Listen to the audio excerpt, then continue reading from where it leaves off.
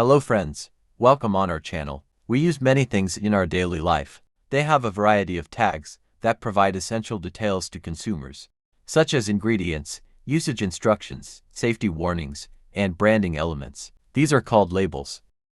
In today's video I am going to show you how to create product labels in MS Word. Open blank page in MS Word, and click on Mailing. And click Label.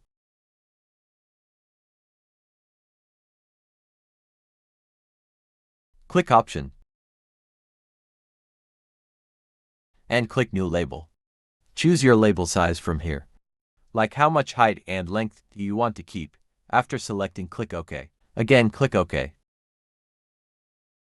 Here you can create your own label, like your shop name, its location,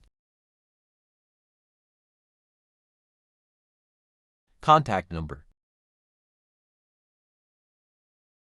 and instruction, etc. After writing everything, click New Document. Your label is ready. Now you can take its printout. This was today's video. Don't forget like this video and subscribe to our channel.